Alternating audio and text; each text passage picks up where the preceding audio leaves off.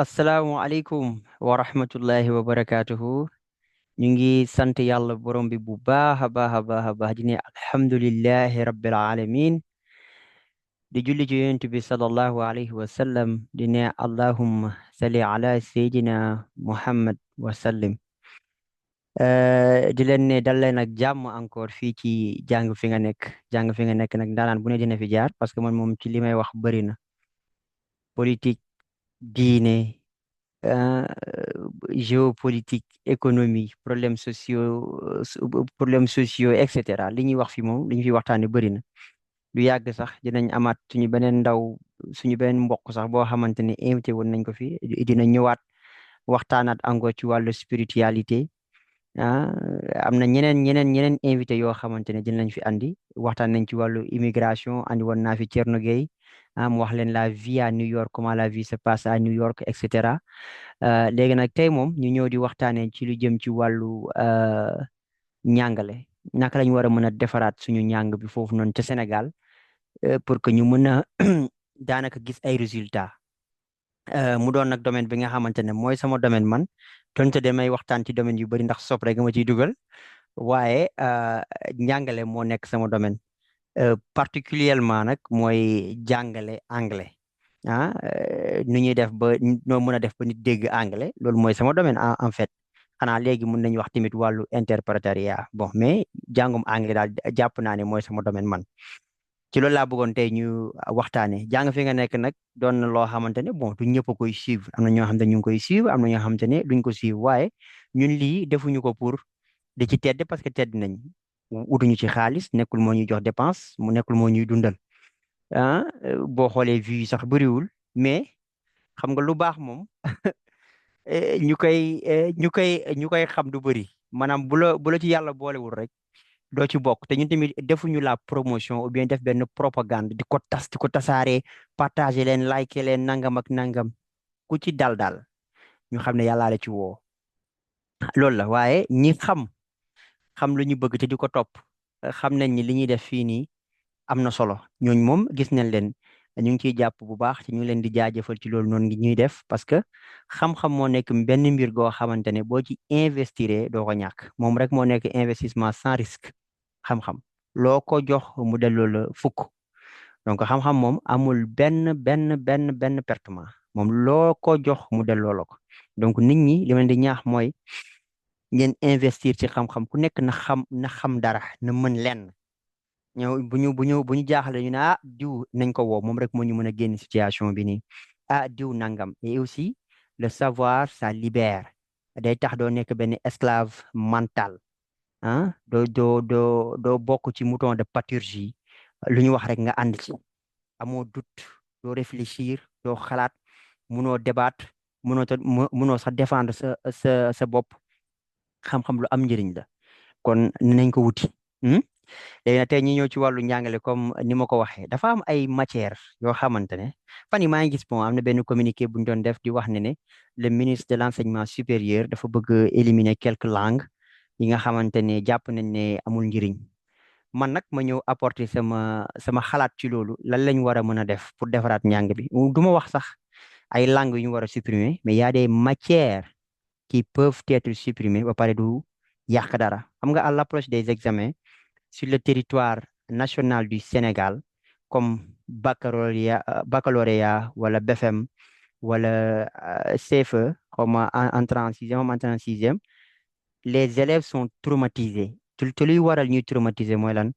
day am benn genre poids lourd bi pesé ci ñoom dañoo war a réussir dañoo war a jàll seen morom yi boo jàllee te yow bu sa morom jàllee te jàlloo honte la nangam et cetera mais examen yi mënoon na gën a simple parce que tey ji am na ay matières yoo xamante ne man dama leen jox benn liste de matières yi nga xamante ne ci sama bon expertise bi ma am expérience bi ma am ci jàngale donte bëriwul li ma jàpp ne buñ ko dindi woon ci jàngale bi dinañu amal njëriñ après proposer leen matières yi nga xamante ne mën nañ ko fa bàyyi ak nan lañ koy réformer li may wax nag dama cof tuuti ci li nga xamante ne bind naa parce que lépp lay wax danga koy bind bàyyi parce que sax déwén wala boo ëllëgee sax soo fi newul sax nit ñi gis li nga bind ñu mun see jëriñoo parce que àdduna noonu la mës a demee y aura toujours benn savoir bi nga xamante ne li ñuy woowee maanaam generational knowledge da ngay jàng ba fii nga yem fa bind bàyyi sa morom ñëw mu continuer loolu mooy servir l'avenir. Léegi nag ñu ñëw ci dafa am ay matières yoo xamante ne tey ji mën nañ kaa éliminer may tàmbalee di wax ci lan di wax ci philosophie. Encore une fois, je ne dis pas que la philosophie n'a pas d'importance. La philosophie a une importance, a une grande importance dans la vie de chaque individu. Je veux dire par là, képp kuy xalaat, képp kuy pousser ses réflexions, képp kuy cogiter ci benn affaire, bëgg comprendre le pourquoi, le comment, etc. yaa ngi philosophé. te foofu au passage, philosophie signifiewul athéisme. Philosophie signifiewul mécréance. Les gens ont tendance à croire que quand tu dis que tu es philosophe, mooy ne yow amuloo diine. te il faut être un bon philosophe même pour comprendre la divinité, comprendre yàlla, comprendre la spiritualité en fait. Donc il faut être un bon philosophe parce que yàlla ci boppam borom xam-xam yi borom xel yi ñoom lay waxal ci alquran parce que Dieu même il résonne avec nous dans le Coran sur beaucoup de passages dans le Coran da ngay gis ne lii raisonnement lay laaj faaw nga am dégg-dégg ci philosophe loolu la borom xel la kuy xalaat la ku neexut a yóbbaale la ku neexut a convaincre la loo ko wax lu ne day bëgg xam lu ne ci ginnaaw loolu noonu kon loolu ke ñëpp a koy def scientifique bu toog fee di xalaat mathématicien bu toog fee di xalaat professeur bu toog fee di xalaat tailleur bu toog fee di xalaat maçon bu toog fee di xalaat ñoom ñëpp ñu ngi philosophie parce que ñu ngi poser seen réflexion ok di dem donc philosophie ñëpp koy def mais ma li wax mooy avoir la philosophie comme une matière dans nos écoles ce n'est plus une nécessité mën nañ kaa éliminer comme mën nañ kaa mettre en pause ba jamono neex certes nag maa ngi jéegul am na ñoo xamante ne tey ñoom ëpp xam-xam ci philosophie am nañu seen i master am nañu seen i doctorat ou bien ce sont des professeurs xam nga de philosophie comme ni ay au passage di nuyu Souleymane Bassir Diagne et cetera waxuma ne philosophie amul njëriñ ba tey déedéet mais dans le monde actuel dans l'état actuel le gouvernement le contexte sénégalais actuel on n'a pas besoin de la philosophie comme une matière il y a beaucoup de gens qui échouent par exemple au baccalauréat par exemple la série L2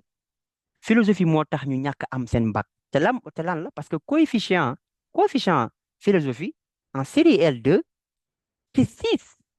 bon ci bi may gëj te je pense que changé wul parce que Sénégal moom lu nekk depuis Mathusalem moom la ñuy def il y a pas eu de réforme depuis 1960 ba léegi il y a pas eu de réforme dans l'enseignement ce qui est grave suñu façon d'enseigner suñuy approche tout rien n'a changé rien léegi imaginez le coefficient 6 si l'élève a une note am na benn note bi nga xamante ne élève bi su ko amee ci philosophie te pour un rien l'élève peut passer à côté pour un sujet de philosophie pour un rien l'élève peut passer à côté léegi imagine nga am benn note bu ndaw ñu multiplier ko par 6 du la njëriñ dara mu ñàkk loolu la am sa bac te philosophie boobu noonu mu bu tax nga ñàkk sa bac yow en fait dans la réalité yow amul la njëriñ nekkul sa carrière professionnelle nekkul sa vie y a rien loo xamante ne philosophie mu ngi la koy apprendre amul donc on n'a pas besoin de la philosophie en tant que matière encore moins di ko def ay coefficient 6 pour la série L2 je pense pour la série je sais pas moi L1 est-ce que du 4 xamatuma sax man fàtte naa mais yooyu soxlawuñ ko parce qu'il y a ce qu'on appelle une auto-éducation ok nous avons des autodidactes actuellement dans ce monde actuel on peut apprendre on peut s'enseigner philosophie tey tu peux aller par exemple sur ChatGPT sur Google xam nga sur YouTube etc. des gens te font par exemple un commentaire sur un livre de Platon de Schopenhauer xam nga de Emmanuel Kant de Descartes etc. nga comprendre un concept ou bien je sais pas un point sur la philosophie te soxlawul ngay yeewu subateel dem ba école toog ci banc école ñu lay ratatati ngay bind di mémoriser ay citation et cetera ñu ñëw citation bi lan la nga mémoriser ñëw wàccu am benn plan de travail une méthodologie à suivre comme si des robots quoi da ngay naan fii nga ñëw nga wàccu fii dañoo war a dépasser loolu en fait parce que ñun ñi def philosophie fii nii yëpp leçon yi fàtte nañ ko benn ñaareel ba mooy tey ji ban njëriñ la ñu amal en fait. Donc ñun ñëpp ñi tey ji mën nañoo jàng philosophie toogal sa kër jëndal say livre en philosophie nga lire leen après tu fais une conclusion parce que nit ki jàngal ko nu ñuy nappee mais bul ko jox jën tout le temps di ko may. Il faut apprendre aux gens à réfléchir mais pas à réitérer ou bien à reproduire ce que vous leur avez donné. Non, nit xel la. Donc da nga koy jàppale à réfléchir, à être logique, à être raisonnable, mais pas yow li ma la jox nga delloo ma ko amul sens et c'est comme ça que la philosophie se passe malheureusement dans nos écoles. Et puis yow nga def ko benn année juste la terminale après jeex na quoi. Imagine yow ton cursus yow sa cursus depuis sixième ba terminale yaa ngi xaar bac bi nga ñëw philosophie kese moo tax amuloo bac. Tu te nga ñëw nga am benn 2 en philosophie ou bien 3 ou bien 4 ou bien un 6 pour la série L2 par exemple, mais loolu c'est un grand pertement maanaam c'est une grande perte man fa laay waxee. Donc philosophie mën nañ koo génnee ci école yi moom mooy première matière boo xamante ne danaa ko pointer du doigt dañ ko war a génnee ci école yi parce que mu ngi tardel booy yi ba pare amalu leen njëriñ amul leen njëriñ ñëpp mën nañoo jàng philosophie ku jàng philosophie mën nga dem nga jàng philosophie y a des termes y a des thèmes très importants yoo xamante ne ji philosophie wax na ci mu nga dem nga defal sa bopp nga jëndal sa bopp livre dem ci YouTube bi dem ci chat ji parce que monde bi fu la toll en fait mais dem jaagari ba ci école ba toog prof bi ñëw di garaawlu di joxe ay citation gars yi di tàccu xam nga muy ëppal fii mais loolu dafa da am sens amul sens Emmanuel Kant wax na xoolal ma naan Macron sax Emmanuel Kant wax na nangam sur ça Platon wax na lii kii moo nekk disciple Socrate kii moo nekk nangam loolu ban njëriñ la am ban njëriñ la ñu amal actuellement pour le développement du parce que le temps est grave en fait le temps actuellement est grave jamono neexul dañoo war a def des stratégies yoo xamante ne ça peut nous aider à nous développer hein, à court terme maanaam ci lu gaaw ñu mën a atteindre suñuy objectif parce que wax ji bëri na te njàngale bi moom c'est une porte jàngale bi c'est une porte jàngale bi buñ ko sàgganee mooy tax lu ñuy former ëllëg du baax donc matière philosophie encore une fois je ne dis pas que la philosophie elle n'est pas importante dans la vie de l'individu mais la philosophie elle nécessite plus d'être une matière qui s'enseigne dans les écoles on doit l'enlever en tant que matière beneen bu ci topp histoire histoire et géographie HG histoire mais imaginez-vous ngeen ñëw toog classe prof bi di ratatati yoo xamante ne moom ci internet bi la ko jëlee parce que fekkeewul guerre froide fekkeewu ko maamam sax fekkeewu ko première guerre mondiale fekkeewu ko deuxième guerre mondiale fekkeewu ko etc. Par exemple les leçons qu'on enseigne par exemple en terminale mais loolu tu entres sur chat GPT tey mu defal la un résumé bu toj expliquer la lépp les causes les conséquences les solutions les dégâts les dégâts matériels les pertes humaines nga comprendre mieux même ce prof toog 2 heures de temps di la expliquer wala 4 heures de temps di la expliquer Hitler moo def nii moo jaar fii bombe yi ñu dóor Japon Hiroshima xawma Nagasaki loolu soxlootul état di investir ay millions de francs CFA di fay ay professeurs yu ñëw taxaw ci kanam élèves di leen jàngal des histoires pareilles encore une fois il faut ngeen comprendre fi may waxee je sais que nous avons des historiens des docteurs en histoire etc mais man sama xalaat lay joxe xam naa nag maa gën a néew ci wax li maa gën a tuuti ci wax lii nii man sama xalaat dong laa joxe ku bëgg jël ku bëgg tamit yaa xam parce que tamit partage la ku nangul li may wax mën ngaa contredire li may wax nga apporter yow li nga xalaat mais jaratu ko man le seul domaine ou bien la seule partie ci histoire boo xam ne peut-être nangu naa ne sax peut-être war nañ ko mën a enseigner ci école yi mais peut-être archéologie par exemple mooy les domaines scientifiques de l'histoire peut-être je sais pas anthropologie wala etc yooyu peut-être mais histoire civilisation il y a tellement de livres en civilisation mais c'est-à-dire naan woccu bi lañ war a bàyyi naan di woccu histoire lan nga war a lan la war a mën a ñàkkloo am yow tey bu ñu deful histoire à l'école tey et puis ce qui est pire même mooy histoire africaine sax duñ la ko jàngal.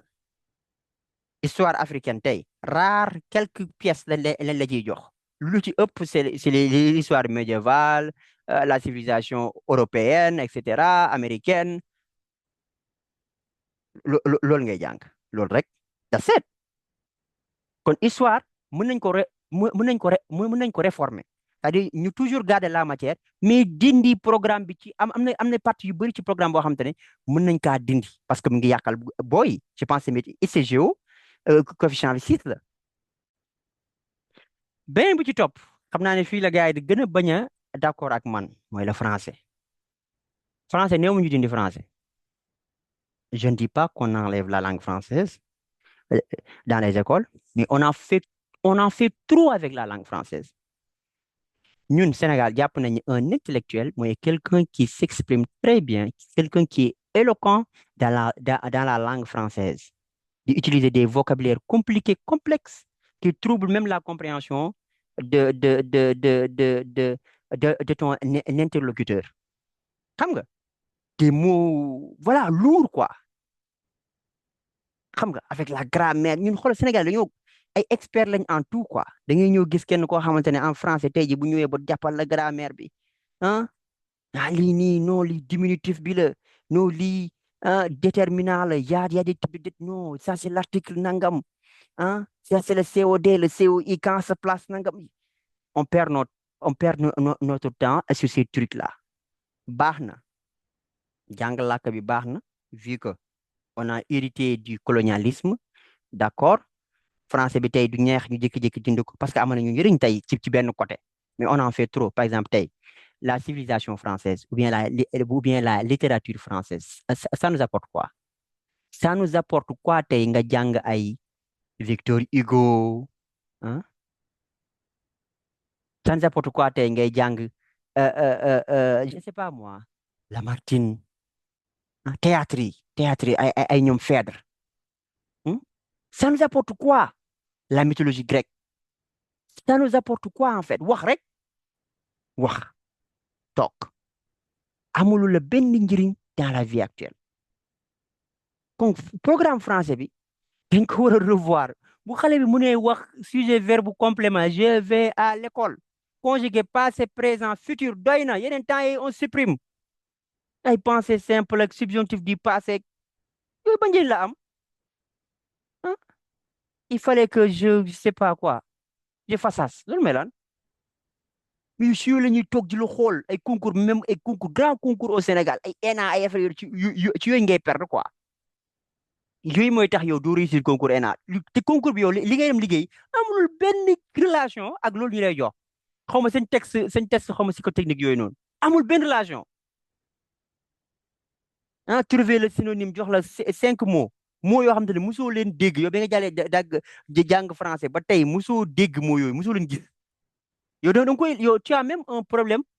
pour lire ces mots là yow da ngay toog ci yàgg nga ne lii est-ce que ça c'est du français loolu ba njëriñ la am mais tamit soyons sérieux nañu balayer loolu noonu cette partie civilisation française et littérature française ak cette grammaire profonde là nañ ko dindi. Et il faut que les gens il faut que nit ñi décomplexé wu c'est-à-dire nit ñi dañoo war a normaliser tey ji nit ki taxaw làkk français tam yàq wax le wala la à la place de garaawul on s'en fout mais tant que loolu mi ngi nekk sax ci ñun tant que ñu ngi làkk tubaab mi ngi nekk sax ci ñun duñu mës a dem man parfois damay toog sax seexloo làkk français doon na nag làkk boo xam te ne xam naa ko mais dama koy sax seexloo làkk donc loolu war nañ kaa xoolaat bu baax a baax a baax a baax programme français bi gudd na bëri na te njëriñam bëriwul que les gens sachent parler la langue xam nga à un certain niveau après ça y est quoi léegi nag mooy 3 yi ma wax philosophie histoire ak français man de jàpp naa ne yooyu dëgg fa neex yàlla war na leen dindi ci programme yi te ci lu ñu war a focaliser wu nag ci lu ñu war a really really like pay attention to xam nga mooy lan les MITS mooy wala lu ñuy woowee STEM mathématique ingénierie technologie ak science nga boole ci beneen bi mooy anglais jàngulum anglais c'est pas parce que man prof d'anglais là wala j'aime l'anglais moo tax ma ko ci boole déedéet monde actuel tey la richesse tey jii boo déggee anglais c'est une richesse boo ko maîtriser xam ko c'est une richesse su ma dégg woon anglais fi ma nekk nii tey du ma fi nekk donc l'anglais c'est une richesse te balaa nga koo xam tey nga génn Sénégal am na ñoo xam te ne tey ce sont des professionnels dañuy am ay blocage ci seen liggéey wala yenn opportunité c'est parce que ils peuvent pas parler la langue anglaise ils ont un problème l'anglais est partout ñëpp ko soxla léegi nag imaginez dans un monde numérique monde boo xamante ne technologie moo koy doxal ñun ñu nekk di perdre suñu temps c'est ay Lamartine ay Victor Hugo ay Négritude ay Senghor ay femme noire ak je sais pas femme blanche ak yooyu ñun fan la ñuy jëmee espagnol ah ngeen baal ma am na ay xarit yoo xam ne ay prof espagnol lañ mais li ma bëgg a wax mooy mën nañu combiner yenn département yi c'est-à-dire ñu fusionner leen peut que du leen éliminer mais fusionner leen wàññi nombre bu ñu fay envoyé créer leen ay canevas yoo xamante ne ñoom bu ñu génnee rek am na ay postes di leen di xaar former leen d'une manière boo xamante ne ñoom bu ñu génnee dinañ nekk ay interprète xam nga dinañ liggéey ci consulat yi ci ambassade yeeg I don't know journalisme beeg genre yooyu noonu maanaam restreindre le nombre dañuy envoyé des milliers d'étudiants ci département perse russe yi moom tama waxul seen wax allemand xam nga yooyu noonu di fa yóbbu ay étudiants ñii di kaas fay lañ suñu bourse yow yaa ngi dem ba université tu apprends quoi looy jàng allemand nga dem ba université looy jàng russe nga dem ba université looy imagine yow magum jëmm si CI ba terminal nga dem université amoo looy jàng lu dul russe te boo déggee nga ne da ngay jàng une langue da ngay jàng la civilisation et ainsi que la culture de cette langue donc képp koy jàng russe jànguma russe de mais jàpp naa ne dinañ jàng histoire Russie kuy jàng espagnol di nga jàng histoire Espagne kuy jàng allemand di nga jàng histoire Allemagne mais tamit nañu wax ci dëgg perse xaw ma lan pour lan yooyu dañ leen war a balayer quoi yooyu moom complètement dañ leen war a éliminer italien yooyu yëpp mën nañ leen fusionner ak benn parti xam nga créer fa benn kii bu ndaw nombre yi di ñëw bu pare rek ñu am fu ñu la placer moins de dépenses et aussi ñooñu bu ñu génnee duñ taxawaalu c'est simple moins de dépenses ba pare ñooñu bu ñu génnee duñ taxawaalu léegi nag rayante ci domaine numérique encore une fois dama ko waxati je vois nag suñu président Diomaye Faye mu ngi ciy def liggéey bu am solo ci wàllu numérique dama koy dégg ci ay waxam dama koy dégg ci ay discours mu koy wax man nag dama koy lancer appel ni ko bu mu tegg tànkam ci loolu parce que tey monde bi foofu la toll gis nga ku la gën a ñàkk avancé ci numérique moo la gën a tardé ku la gën a ñàkk avancé ci numérique moo la gën a tardé gis nga tey jii Sénégal seen numérique bu développé woon dinañ créer tellement d'emplois man état parfois day toog naan dañuy créer emploi di recruter fii nag état amul possibilité amul capacité boobu noonu état lu mu waroon def mooy former les jeunes dans le numérique xale bu ñu génnee ñoom sax ñooy créer seen bopp ay emploi te quand je dis numérique nag lépp la informatique ci la bokk technologie et cetera maanaam informatique sax moom mooy yaayu lépp mais lépp ci la xam nga robotique beeg câblage industriel bi bàyyi moo ci dara lépp laa wax ci biir arrêtons ce système colonial là ce système littéraire là qui ne nous sert à rien xam nga qui stresse les gens les étudiants ngay jàng jëmale déwén ba pare sa jàng googu amul la njëriñ bu mooy benn ñaare ba mooy nañu décomplexé wu nañu décomplexé wu bañ a jaay ñoo gën a dégg français qui que ce soit wala ñoo gën a dégg anglais qui que ce soit wala ñoo gën a dégg allemand amul lu ñu njëriñ amul lu ñu njëriñ tey jii j'aurais bien aimé qu'on ait des industries de transformation xam nga de production de matériel électronique yoo xam te ne amal na nit ñi njëriñ tey jii billahi technologie bu développé woon Sénégal ñu bëri dinañ am liggéey ñu bëri dinañ am liggéey day tellement day changer mbir yi d'une manière. Am na benn vidéo bi may def après je vais parler exclusivement de l'apport du numérique dans un pays. ngeen gis ne ñun on est tellement en retard par rapport à cela. te président bi bu ci jógoon tey fiyaa leen may 2 ans waxuma la ay 10 ans de soxlawul ay mandat wu 10 ans 15 ans jëmale kaw mais 2 ans 3 ans 4 ans ngeen gis changement dans notre pays léegi ngeen gis ko parce que tey jii internet beeg xam nga fu mu toll war na mën a créer emploi très très très rapidement donc nañ miser ci yii série L yi ñu wàññi leen ñoo ëpp série scientifique yi wàññi série L yi renforcer les maths, les sciences, la technologie et aussi l'ingénierie, ba pare, ba pare, rendre ko pratique. Parce que, donc, comme les séries scientifiques là, c'est pas pratique, madame, c'est très théorique. Di toj exercice rek, di polycop, xam nga, di tracer ay schéma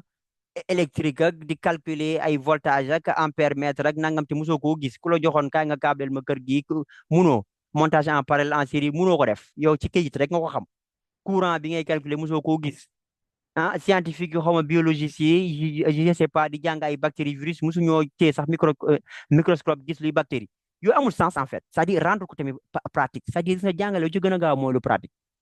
ku lay wax ni ngay def bu la ko wonee mu gën a gaaw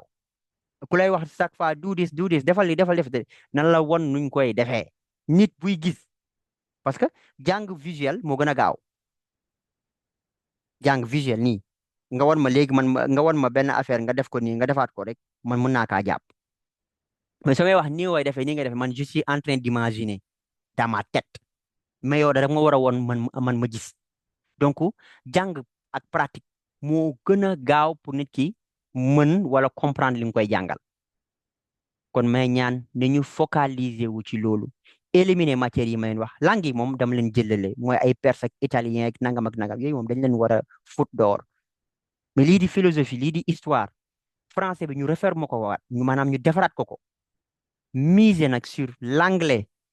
surtout l'anglais professionnel surtout l'anglais professionnel encadré gars yi nga xamante ni dañuy bilingue wala ñu polyglotte mën a interpréter ah mën a traduire parce que interpréter ak maanaam traduction bokkul ah mën a ay ci mathématiques yoo xamante ne ce sont des mathématiques appliquées pas juste des équations à résoudre ah appliquer ko dans la vraie vie science ak yooyu tey ji état bi mën na ko xam nga am na affaire yoo xamante ne c'est pas une question de moyen c'est une question de stratégie c'est une question de volonté après loolu mooy andi moyen yi c'est pas vice versa nekkul ne da ngay am moyen ba pare nga def loolu déedéet booy xaar moyen du la fi fekk il faut avoir des stratégies te man stratégie yooyu laa leen jox am na loo xamante ne bind naa ko teg ko waaye du ma ko fi joxe mais lii tuuti la rek ci li ma leen mën a wax mooy ne billahi te dam leen koy waatal bu ñu investir ci yi ma leen wax mooy MITS yi nii muy STEM yi ah buñ ci investir focaliser wu ci les rendre pratique pas juste théorique éliminer matières littéraires yi may wax yi ma leen limal wallahi Sénégal dinañu jóge fi ñu nekk fii nii dinañ avancer avancement bu garaaw sax avancement bu garaaw waaye tant que ñu ngi sol ay costume